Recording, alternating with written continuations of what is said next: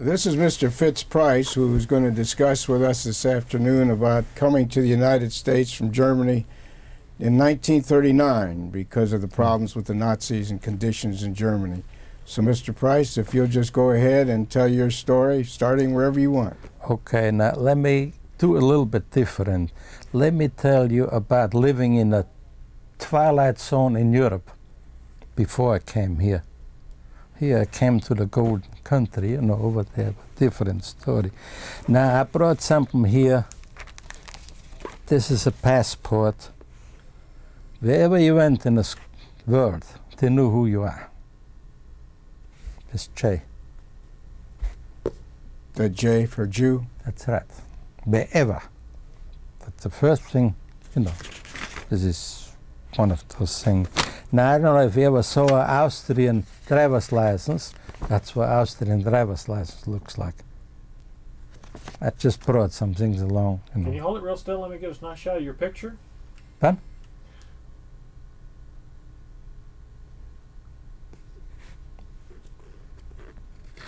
Whenever you are ready for it, then I'll just take it away. Okay. All right. I have a few other pages. Now, here I've got a book.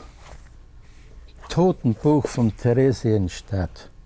This is people which were sent from Vienna or Austria to Theresienstadt and from there then distributed to all the concentration camps. My mother's name is in there, my aunt's name is still in there and so on. Just brought along. They sent it to me. The Jewish community center in Vienna. They call it Kultusgemeinde. I mean, those are the lists of the people The who list were in from the Vienna, concentration from camp. Austria, which was sent to Theresienstadt and from there then transferred to different, there's different numbers and so on in it. My mother's name is in there, that's the reason I brought this one along. Well, a few other little papers which are really not important. Okay, now I can get started now. Before the Nazis took Austria over, if this is what you want to listen Yes. to. Okay. I worked in Vienna in a nightclub. The way I got to the nightclub, I make it very short. I was an engineer. I worked for an engineering company in Vienna, and we built for the nightclub a stage which rolled out and hydraulically lifted itself up. And the owner of the nightclub was scared something might happen to it during a show and so on. So one of us 4 engineers had to be there every night to be there. And then the engineering business got bad, and we decided one of them should go to work steady there. And we pulled matches, and I had a short match. This was my luck. When I show it to you, I will tell you later how come. This was my luck. This was a break in my life. So I worked there maybe a year and a half, maybe a little longer than this one, really nothing. And then started in Vienna every night the demonstrations. Right in the main street, Kärntnerstraße, the Nazis were going up and down, hurling and screaming and so on. They were going for months, every night. What year would this be? This was 1938. End of 37 and 38. And beginning then I'm not beginning in 39, in March 11th, 39, the Nazis occupied Austria. And they came to Vienna, and opposite the nightclub in Vienna was the main radio station. And the main radio station was occupied immediately. The SS came and our place was closed. Nobody came anyway in this night. Now, my first experience with the Nazis, I drove a car for the company, for the nightclub. I just wanted to get in the car. 2 Nazis with brown shirts stopped me. The car is required for the party. I said, go ahead and have it. But they said they cannot drive. You know, in Austria, one not like here. Here, everybody can drive. In Austria, they could not. And so I had to drive with them. And it was strictly a plundering drive. They were going from store to store, Jewish operated own stores. They were going from store to store. In one store we came in, I was a shoe store. The whole shelves, everything was empty, maybe just a few Porsche. And one little note to it. One of the guys, let's say in Austria, the people had a store on the ground floor and they were living behind it or up above. And I had to go with those guys. Wherever they went, I had to go with them. One of them had a gun, a 6-shooter. He unloaded the gun. And when he came and asked, he knocked on the door, was very polite, would you mind to open the door, and loaded one bullet after the next. So everybody was polite enough and opened the store. Like I said, we came in the shoe store, but just a few pair shoes there. They throw it in the car, regardless what size and so on. We drove off, we went to the clothing store, camera store, I don't know how many. One place I never forgot, that was the first night. At one place we came in, there was a long stairway going straight up. We went up a stairway, and he knocked on the door, had the gun unloaded and started the whole business all over, and asked the man to open the store. And while he asked, on the opposite side, right opposite the door, was a picture of Dollfuss. You know what Dollfuss was a chancellor which the Nazis killed in 1933 or 4, something like that. And he had a picture hanging there, and before he even could move, he had 2 shots in the stomach already. But he didn't give him a chance, just ping, ping. Now you could figure my feeling. You know, I never saw anything like it, never lived in something like it. And so I went with them again, I had to go with them, and we went to the headquarters there. You know, where they set up a headquarters. And they said, Hitler, we had to shoot a guy because he refused to take the picture of and he never gave a chance. The guy never had a chance. So they clapped him on the shoulder. He's gonna advance in the party pretty fast. That's what they told him. So this was my experience the first night. Did they know you were Jewish? I assume so. Maybe, maybe not. I have no idea. It was middle in the night. I couldn't tell you. The whole deal was in the night hours, maybe, maybe not. In any case, I knew it. Did you know any of these people? That No, just on the street. I just want to get in the car, and they stopped me right then and there. And I mean, the stores you went into, did you know any of them? They didn't know you? They didn't recognize you? No, look, being of 1.5 million, 1.3 million people, you know, a big place, Vienna, you know. You didn't, like, not in Nashville, like you know everybody in Vienna, you didn't know anybody. So, this was the beginning. The next day came how you call it, declaration, I think would be the right expression. No Jew could have a job anymore. On the day after, no Jew could have a business anymore. Now this could be just the opposite. Maybe the business first and job after. It doesn't make much difference one day. With one word, I remember I left about, I go back now 2 days. In the afternoon, somewhere 6 o'clock or so, I left the nightclub. And we were living about 5 driving minutes from there. I passed by next to the Opera House in Vienna, and we were living around 2-3 blocks from there. And the police was standing on the street all over. And just when I came home, the then Chancellor Schuschnigg abdicated. Heard on the radio. And I remember I told to my parents, let me see what expression I can translate this. Not the end of existence, something similar, translated from Austrian to here. And when I went then back, you know, in the night, I told you already what happened then in the night. It was going on this way. I didn't drive the car then anymore. And no business, no job. The only one thing what we could live on was selling piece after piece what we had. Money we didn't have. In Austria, people were not good off like here. Money didn't we have. So we started to sell piece by piece out of the house. And but there came then another part in Jewish life. You went to a grocery store, you want to buy something to eat. We don't have nothing for Jews. So you didn't eat this day. Another time to come there in a grocery store. Now in grocery stores in Vienna were not like here. It were mom and papa stores. Not supermarkets were non-existing in Europe. And another time come the store, yeah, you can have it, but it costs you so and so much. Now there too, you had the two choices. You starve another day, or you give them whatever they want. You were absolutely, you didn't have no right in any way and any form. You're absolutely non-existing. Or like they said, you're a woman. No, nothing. And this was going on this way. And one day I remember I owed a police parking ticket or something like it.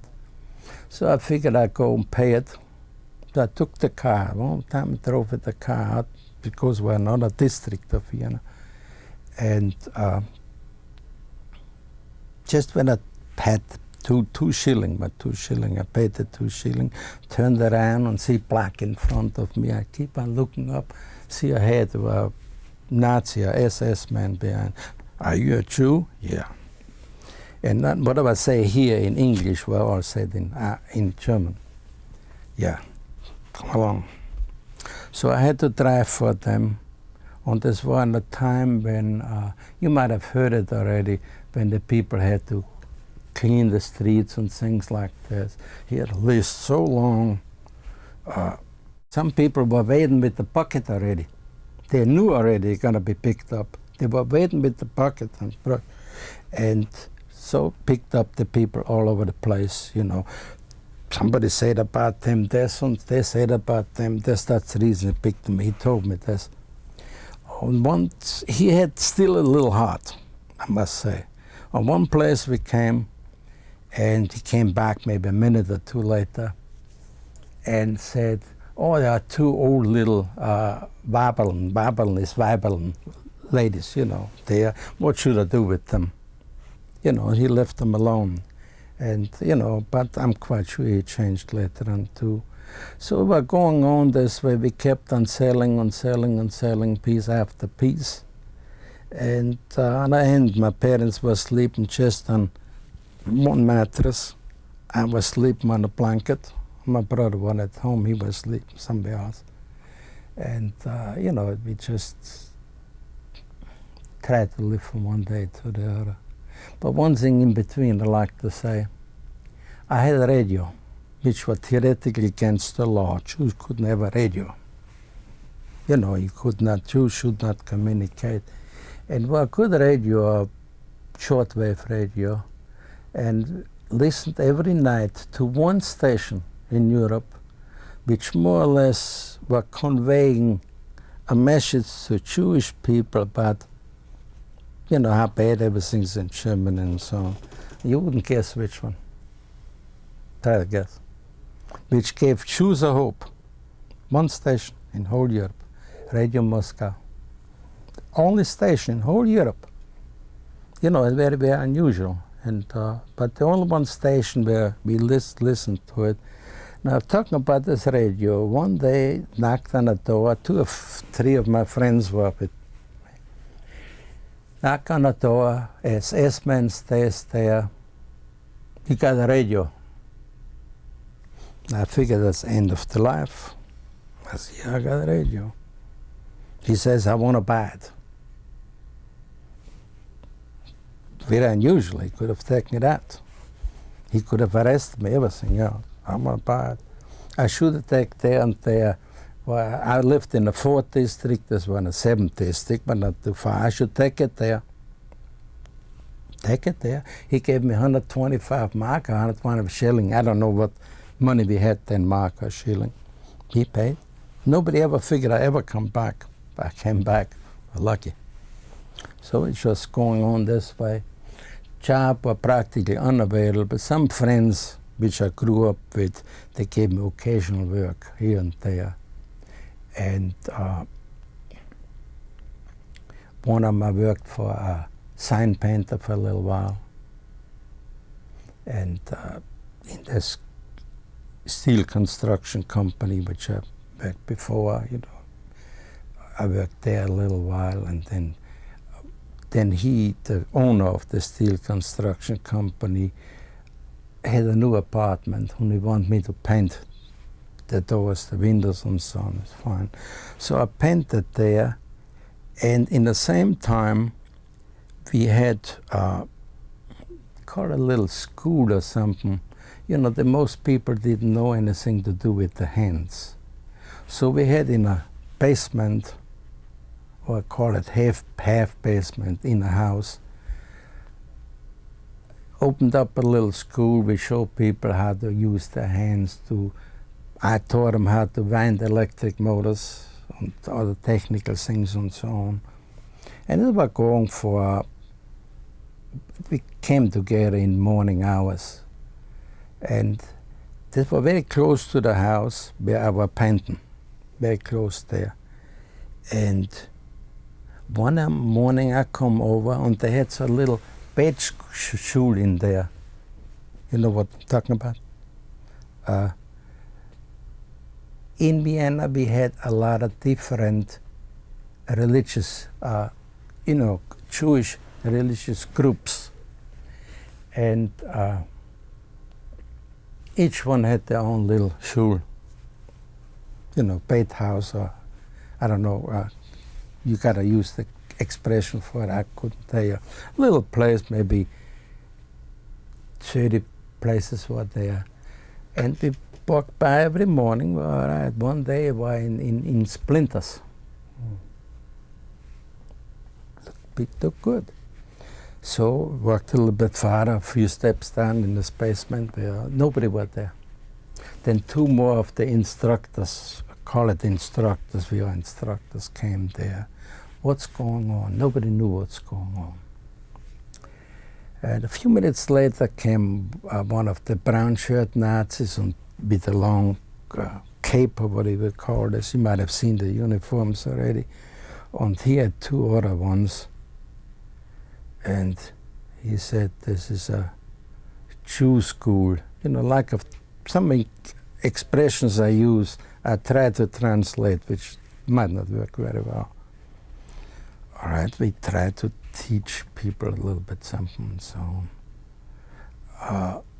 So he told the other two guys, the leader, they should look around. There are Waffen. Waffen is armament, you know, guns and things. So I told the two other guys which were with me, you better watch them. They might lay something somewhere and then be in trouble. So each one of them went with one of them and they couldn't find nothing, there was really nothing there. And we left then, and I went then to the painting, and then I found out this was the so-called Kristallnacht. Didn't know nothing about it. Now the Kristallnacht, in my opinion, is a different deal than everybody says. A Kristallnacht, everybody broke a window. No. And the first place, the Jews didn't have, I talk about Vienna, not Germany. The Jews didn't have a place anymore. There was no business anymore in Jewish hands. Am I going out of focus all the time? No, you're fine. Can I interrupt right here? Let's change Sure. the tape. Should I say that now? Well, my age then. Yeah, you might work it in that you were so Okay. old because you. Go ahead. Okay, now how far we get now? We were in the Kristallnacht, right? Okay, now my opinion about the Kristallnacht is different than people say. All right, broke glass. Like I said, there was no Jewish-owned place anymore in Wien, nowhere. All Jewish places were taken over on the 12th or 13th of March, 1938. They called it caretaker or something like it. Some apprentice boy, apprentice girl were made the head of the business. And there was strictly a purpose to ruin the business. then it's finished, which didn't take long because the Nazis took care of your bank account. They took care of the stock and so on, and it was vanished in a very, very short time. Let's talk a little bit some more. Anti-Semitism in Vienna was not something new imported. Anti-Semitism in Vienna was born in the people. The first word what the little babies learned when they were on feeding here, Saujud, this means pig chew. And they never knew this is two words, they always figured it's only one word. And you know, growing up this way is not easy. I remember I went to kindergarten. My father was in the First World War, soldier. And he had a punctured lung. So he was training then, we lived in a little suburb of Vienna.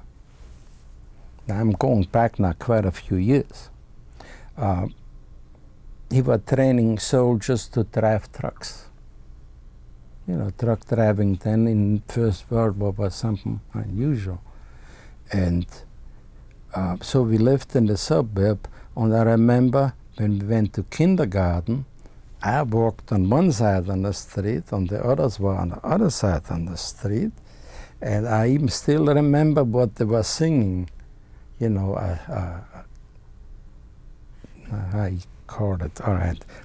Huge book in Hut sagt der Mama, das ist gut.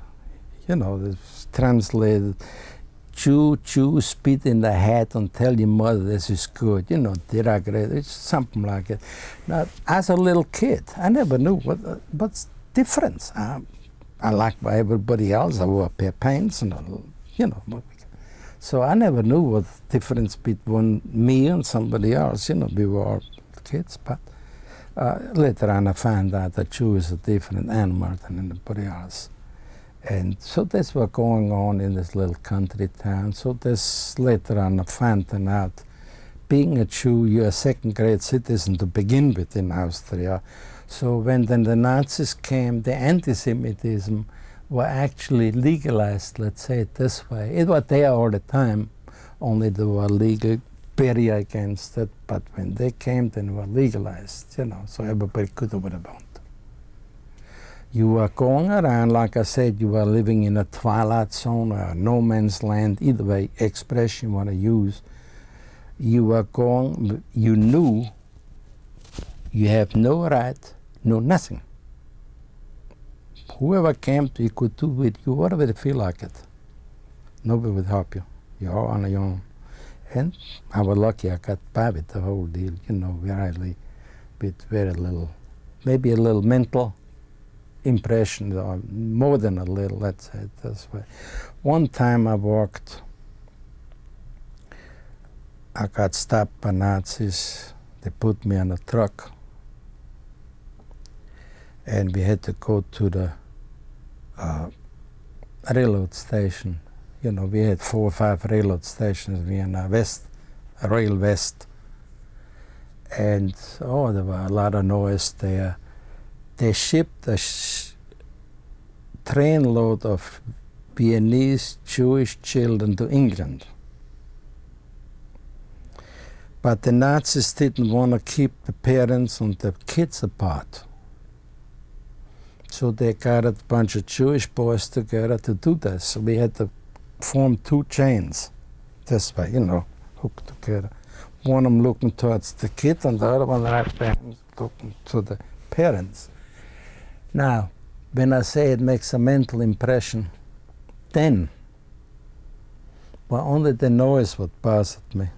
You know, I didn't have no idea what the real is going on. But later on, when I had my own kids, you know, then it really dawned on me. The kids didn't know. They never see their parents again. But their parents knew they're never going to see the kids again.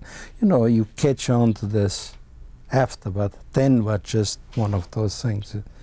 And so you live through little things like this, you know, and it's quite.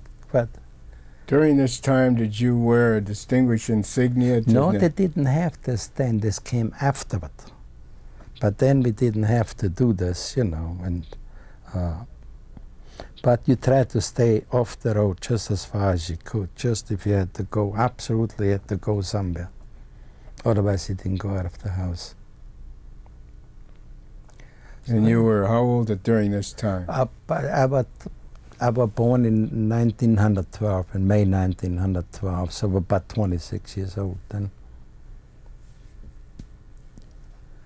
So my luck, like I said right in the beginning, me working or pulling the short match, the owner of the nightclub escaped from Germany already. He came from Würzburg, Germany. He lost everything in Würzburg, Germany, and came and started a nightclub in Vienna again. And I worked for him, and when the Nazis then came, he more or less volunteered himself and he went in a sanatorium. A sanitarium is something similar like you would call here on the west, the Parkview. You know, one word, he wanted to be away. He didn't want to be seen by nobody. And I went to see him and took care of him, and he had jewelry. I went with the jewelry and put them in the they had a official, you know, state-operated loan office in Vienna. They call it Dorotheum. And, you know, a ring and another deal, another, where he could keep his life. And one day he told me he's going to get me the papers to come to the United States. I didn't ask him for it. I didn't know he had any chance for it. And he really did. And this was my luck. You know, that's what I said before when I pulled the little match to work in the nightclub. This was my luck to be with the man. Otherwise, I never would have gotten here. Those were immigration papers that he saw that you... That's right. See, at the immigration, his brother was doctor in Newark, New Jersey. Actually, Irvington, New Jersey. Newark goes to the 20th and 21st is Irvington, New Jersey. And he was a doctor there, and he had some other people that were in Bronx. I went once there, visited people, and then thanked them very much for helping me coming over here. Well, it was there got you out of Germany. That's right. I mean, out of Austria. Yeah. And this man was Jewish that owned the... Yeah, Strauss was his name. And he stayed in Germany. He stayed in Austria? No, he stayed. He made a mistake, and I told him. Everybody else told me, I didn't know it myself, you should go to the American Council and get a number. See, we had then they had quotas, which they have again now, quotas. And then were quotas. So if you had a number and you get the papers, they call it affidavit, by the way, to somebody signs, they take care of you here in this country. You if your number was low enough, you could go. So I told him, he says he don't need it, he's German. So, but then he found out he needed it. He had to go for 3 years to the money to Haiti, you know. Stayed in Haiti for 3 years before he could come over here. I met him a few times. Then he was living in Orange, New Jersey. Well, were you separated from your family at that point? Sure, I was separated. I came up by myself here. You know, I didn't know anybody here in Nashville. It was very unusual. I came to Nashville. How did you get to Nashville? All right, now this is a very unusual deal. In the first place, I went with $1.10 on a ship. That's all what I had. So they had the horse race on the deck. You know, the big dice, and the horses must have come from a, you know, one of those merry-go-rounds and so on. They had one there, and they threw the dice, and no, I think it was 6 horses there, something like it. And, you know, then the steward moved it from one place to another. I figured $1.10 or 25 cents less really don't make much difference. So I bet on one horse, and I won $3.25, $3.75, one or the other. I know it was more than $3 and less than $4, as I remember. And so I was rich, a lot of money. And when I came, then landed, I had a little less than $3. You know, they had a bar there. I think a drink for 15 or 20 cents on a bar, things like that. So, but very rough trouble. One partly freighter, partly cabins, you know, there. Just not too many people on it. And well, about 3 days, the storm, where the waves were going all over the ship. Only a small ship, 13,000 tons. On the one other ship, you could see it from our ship. There too, the waves were going all the way over there. And for 3 days, only 3 or 4 people went in the dining room, and I was one of them. You know, it just didn't bother me. So I made it over here. It took 13 days to the crossing. I left Austria on skis. You know, I left in the ski time, around Easter time, in March, where everybody goes skiing, and I figured at the least, even if I had the legal papers, for the least I'm noticed. So I took my skis and went to the mountains and left the skis there. That's where I left Vienna once with the ski train. I was maybe 500-600 skiers on the train. Did you have to bribe anybody to get out? Or? No. And when my father got the money for the ticket, I couldn't tell you. But there were some help organizations there. One of them were Quakers, and one of them Gildersleeves, and maybe another one. Where he got it from, I couldn't tell you. In any case, my mother vanished. Like I showed you a book from Theresienstadt. And my father, my mother wrote me once, he got picked up in October 1939 and was sent to Poland. You know, a bunch of Jews got sent to Poland to clean up there, you know, the damage what the Germans did to clean up there. On the part where he was, I think the name was Lodz, fell in the Russian zone. And he got to Russia this way. And about in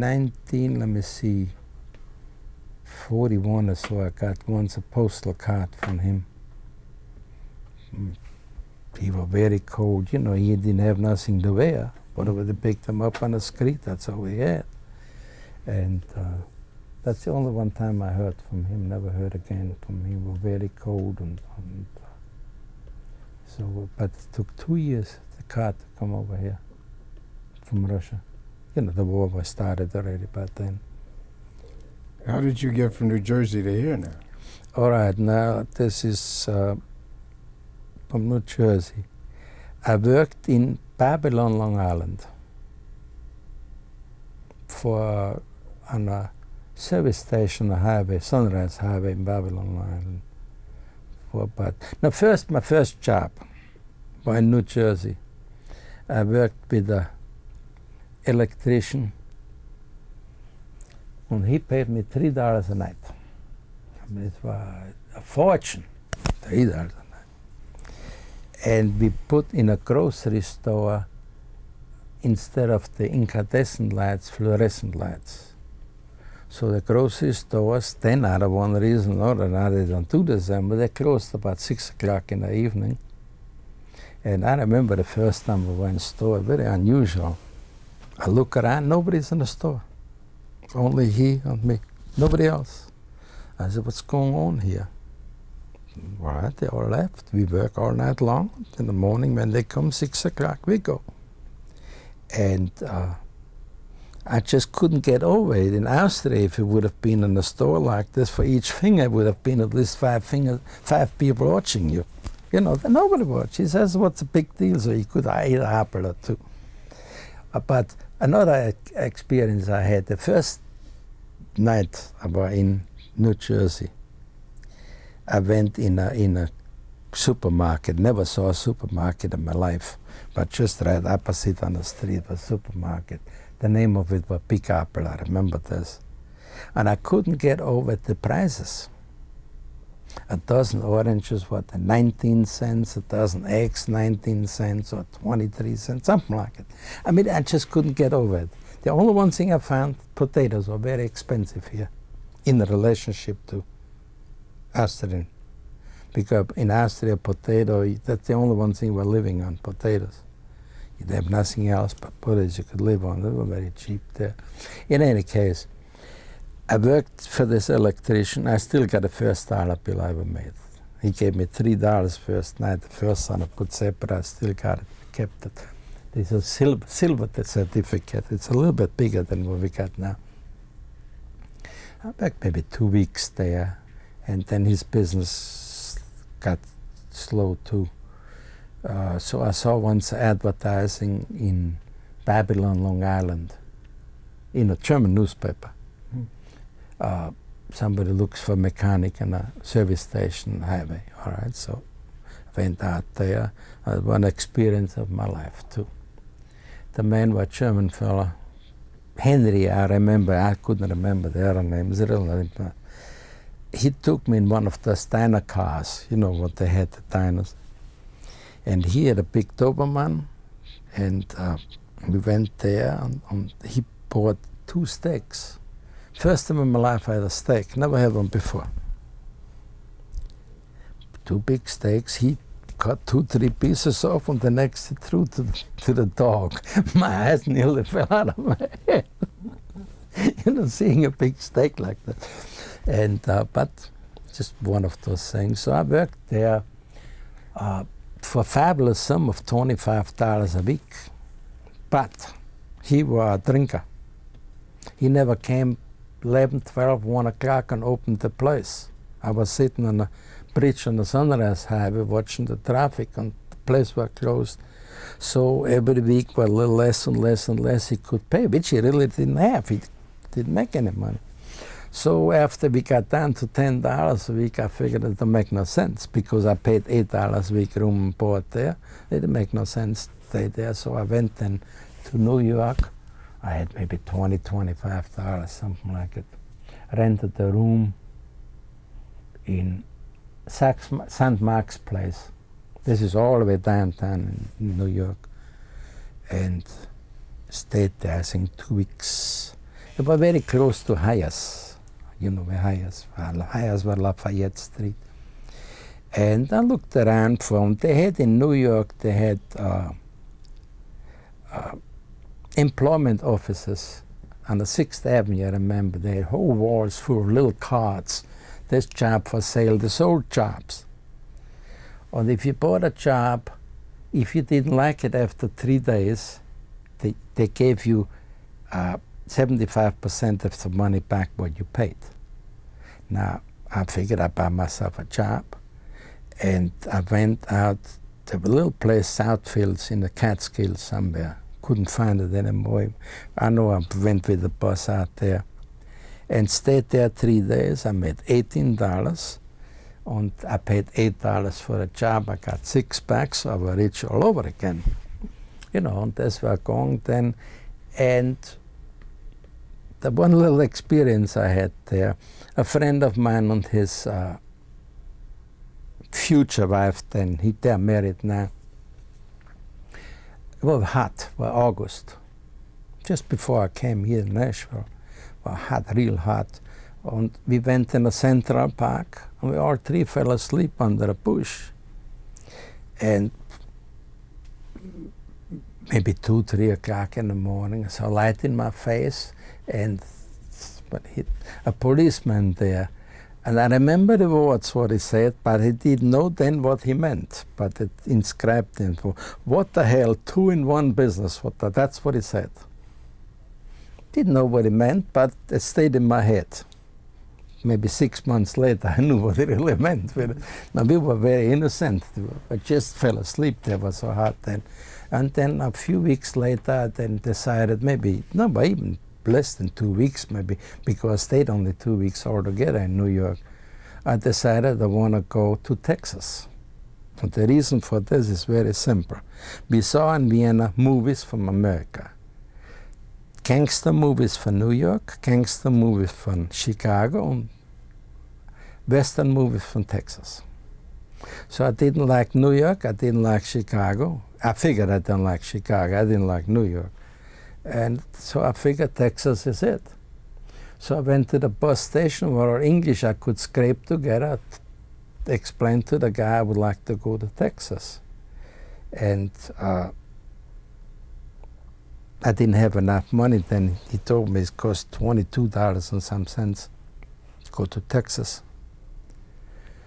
So I went over to the Bowery and hacked the camera there in a pawn shop and told the woman where I was boarding, or not boarding is not correct, just renting a little room, $1 a day I paid rent there. I'm gonna leave, but I will send her the pawn ticket and money someday and she should get me, which she really did. I still got the camera, by the way. In any case, they gave me $15 for it, and I stayed another few days in New York, and when I pulled the last, money, what I figured I can, I went to the bus station again, and he told me, Nashville is about the halfway. That's So right. by $11, Oh, let me change it. okay. Did you ever meet the doctor in New York? In New Jersey, yeah, I stayed there for a very short time. While I worked for the grocery stores, hanging the lights, I stayed there. With the doctor? Yeah, with the doctor, all the way up, just as far high as you can go. A minute little room there, just board there and the mattress on it, but it was freedom, it was heaven there. You know, I mean, not to worry who sees you, don't see you, and what we're gonna eat today, and so on and so on. It was just one of those things, you know. And I remember he took me once out. You know, I jump around now on the steel, but you asked me a question. He took me once out and said, I need some clothes. I didn't have any, you know. I left Austria, but I could carry in a shoulder bag. That's all what I had. I need clothes, so I went with him. There is in Newark, New Jersey, a big place, Bamberger. You might have heard the name already. They had a sale there. Now I bought shoes, socks, underpants, undershirt, a shirt, and a suit. All of them for $11.80. You know, I mean, it was the most unusual thing. But yeah, I mean, in Vienna, you had to work at least a month and a half, put all money together to buy a suit. You had to work at least 5-6 days to buy a pair of shoes. Shirt maybe 3 days, and the whole deal you can buy for a few dollars. I mean, it was just something just very unusual. And, you know, we jumped a little bit out of line again now. And let me see, we were before. All right, I went to the bus station, I bought the ticket. Now, I bought the ticket for $11.80 for going to Nashville. No idea where Nashville is, no, whatsoever. Now, I didn't have any idea whatsoever what the distances are in this country. I went in the bus and I figured I'm going out in Nashville. I had to transfer 8 times without language. You know, this is not easy. I know we went Trenton and Washington and Charlotte and different, Roanoke, I remember a few names. In any case, the first time I saw something which surprised me very much was in Washington, D.C., and a Greyhound bus station, colored only and white. Never saw this before. You know, in New York, they're all mixed up. You know, it's the first time I saw this before. You know, you see something like this, you're not used to it. It's very unusual to see this. And in any case, the last night on the bus, about 2 o'clock in the morning, there was a little town, the name was Pulaski, but not in Tennessee, in Virginia. Just before we came to Bristol, Tennessee, about 2 o'clock in the morning, the bus driver went out, and there's another expression every bus driver had. I never knew what he said until later on. Ladies' restroom, he said. It stopped, ladies' restroom, that's what he said. I didn't know what it meant until, like I said, maybe 6-8 months later, I knew a little bit English. I knew what it meant. Nobody went out of the bus there. 2 o'clock in the morning. A few seconds later, he came back and said something, and everybody stormed out and listened to the radio. And I found out then the war started in Europe. This was the 1st of September, and the Germans invaded Poland. So when I came to Nashville the same day, the war started in Europe.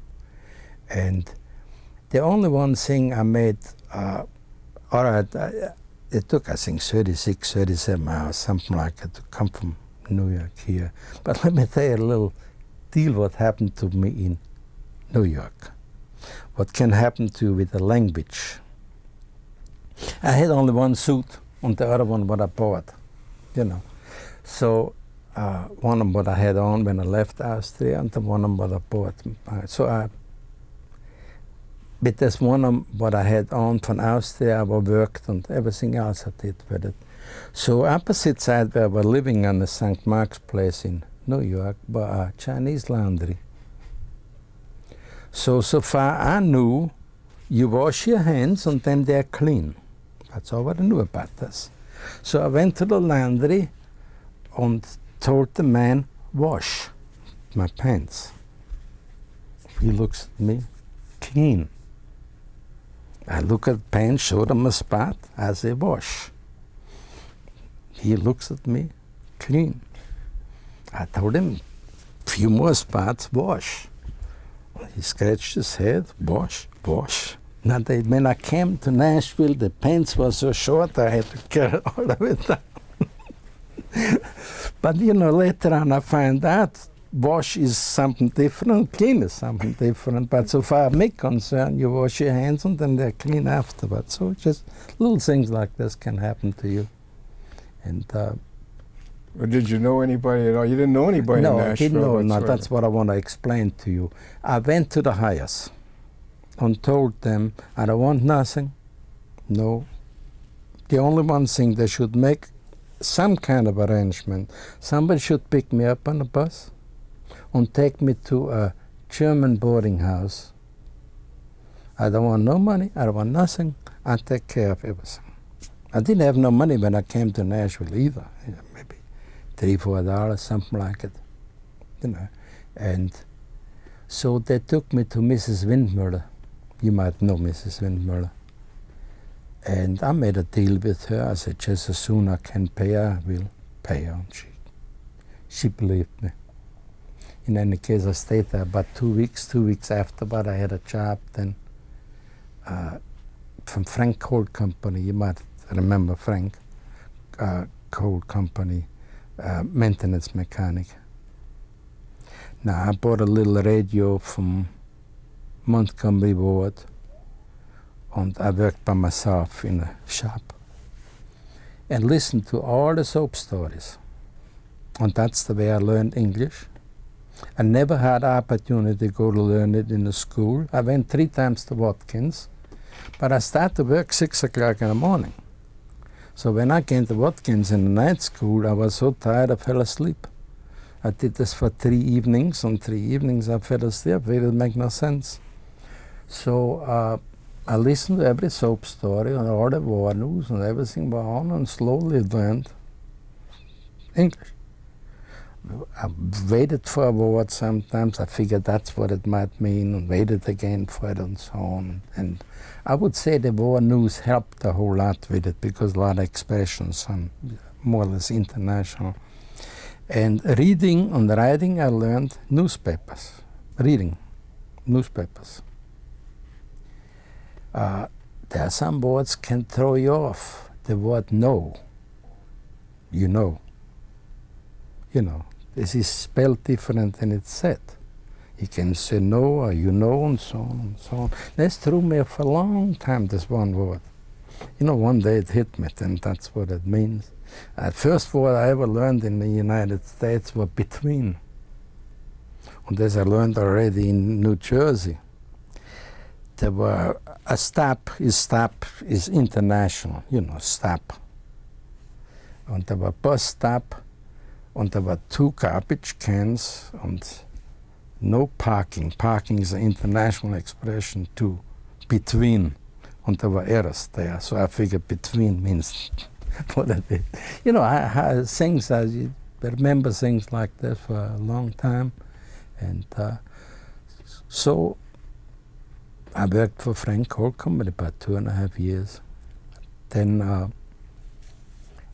we accidentally found out if I'm married. I got married 3 months after I came to Nashville. No, it's not correct, but hold it, not correct. I met my wife in October, and I married in January, whatever it is. 3 months maybe is correct. And now we are more than 50 years married now, it worked out quite well. Then the war started.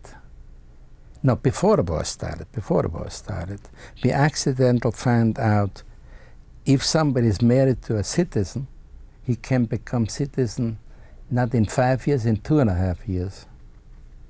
And this was end of October in 1940, no, 41. And they gave me a book so thick. I could learn all the amendments and the Constitution, all the things. So 3 weeks later was the examination, the 15th of November, 1941. So I just looked, and I had a photographic mind. I could look at a page, I knew what's on it. And Judge Elmer Davis was the presiding judge there. He asked me 56 questions, and I gave him 56 correct answers. And there were Boy Scouts, Girl Scouts, and who knows who are there. And he made me an example to the other people, you know, how good I know all those things and so on. And I made my citizenship, and there was a newspaperman, Hall was his name. He came from Tennessee. And he asked me what I'm doing, and I told him maintenance mechanic at Goliath. He said if somebody can't do so good, he get me. And he got me then a position with Kennedy and Bowden. And that's, you know, the whole deal, but just luck one after the other. So that's the way I started then. From then on, more. See, I was engineer in Europe. I studied there. And from then on, it was going up a little easier. You know, my language got better, and that's what it took. You know, a lot of people don't have patience today with the language. But no language, you're nowhere, you know. And my language got better, my positions got better. And I would say for the last 35 years, I was chief engineer in different manufacturing plants. I worked for Inland Equipment Company in Nashville for about 6 years, and then I went to McMinnville. I worked for Parmatic, machine designing, which I loved very much. Design whole projects, you know, design the machine and machine everything else to make the machine. Very nice. And then I worked for Lasco Metal Products, the last thing I worked for 20 years. So I'm drinking here. Now, how did you meet your wife? Was she also from Austria? No, the wife, well, she lived here.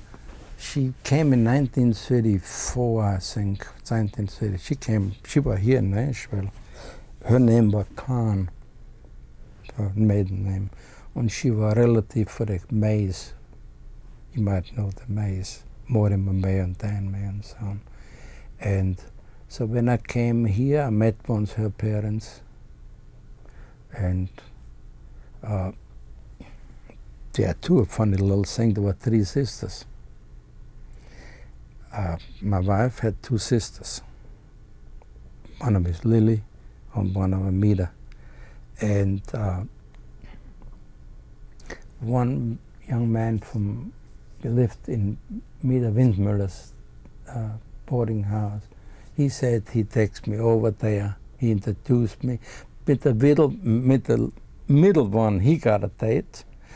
And the old one is too old, and the young one maybe. So I went over there and took first the young one out, to be exactly, but the old one I married. That's cute. Yeah. Life is funny. But life was good to me here in the United States, very good. I worked hard.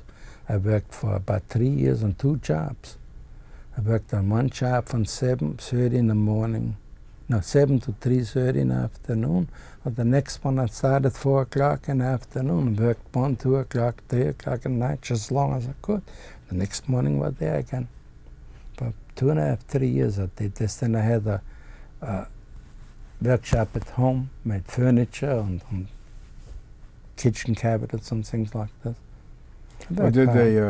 You left Austria in about 1939. I left March 1939. Yeah. Did they? Was there, after you left? Was there a period when they closed down, so there wasn't any more immigration? The immigration was not easy. If you did not have an absolute positive place where you can go, you couldn't go. Mm-hmm. You know, but if I wouldn't have a legal entry paper to go to the United States, I never would have gotten over the Swiss border. See, I went with the skis there. Mm-hmm. I never would have gotten over there. You know, they would have sent me right back. But since I had legal papers, they didn't let me go. And so I had luck, really. And well, that's very worked out interesting. Very well. Worked very well. Very good. It had a happy ending. Yeah, I had a happy ending. Yeah. Is there any other, before we close, is there any other thing? I don't know. Any You other ask me comments you like- questions, I give you answers. Anything you'd like to say about your boyhood that would be relevant to All this? right, boyhood. I grew up in the First World War, during the First World War. I was born in 1912. The First World War started in 1914. My father was in the army, in the Austrian army, and we grew up in a little suburb of Vienna, and we were poor. No shame, we were very poor.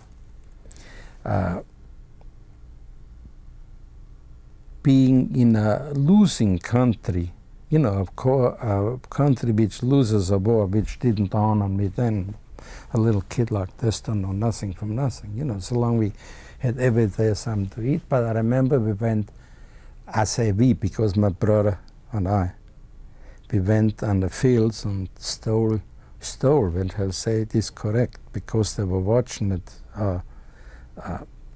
turnips, I ate them right there. You know, that's how we had to eat and things like this.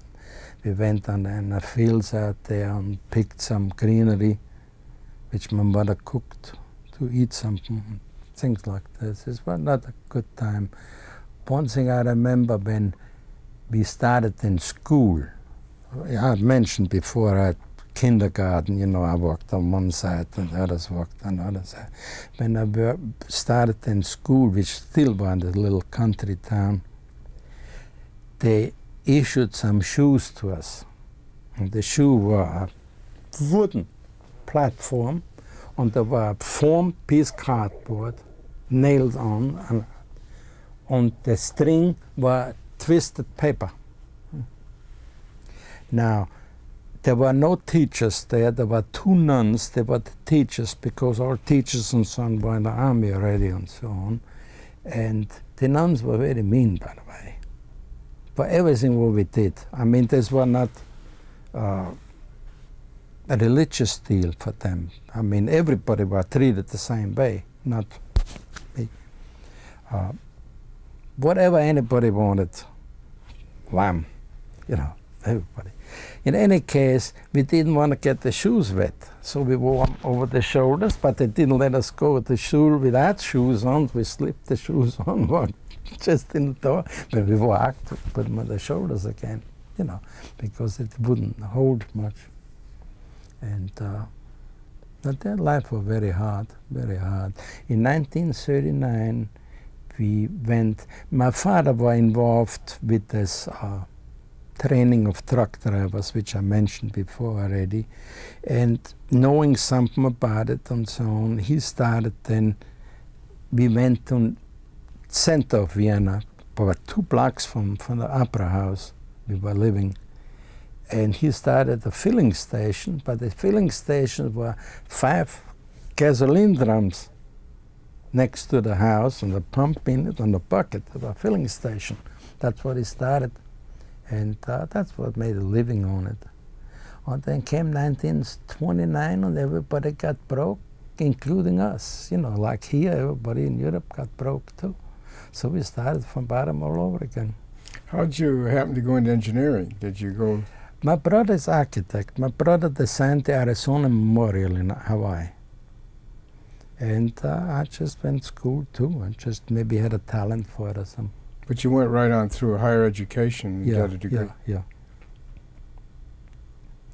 So I went, you know, to public school and to the school names are different. What they call high school here, they call middle school over there, you know, and then the college, which they call higher education or here, you know. So the names are not absolutely correct. And did you experience that same anti-Semitism during that time? Absolutely. That's why it's just like I said, the kids are born with this already. And you feel all your life you are secondary citizen. Maybe in Germany it was different, I don't know. I never lived there. In Austria it was this way. Otherwise you must think there were 97% Roman Catholics, 2% Protestants, and 1% Jewish population in Austria. So it's just one of those things. And maybe it changed already. I couldn't tell you. I really wouldn't know. So your match was lucky. But The match was lucky. The match you drew at the nightclub was lucky for you. Saved your life, actually. That's right. Well, very good. We thank you very much. Okay.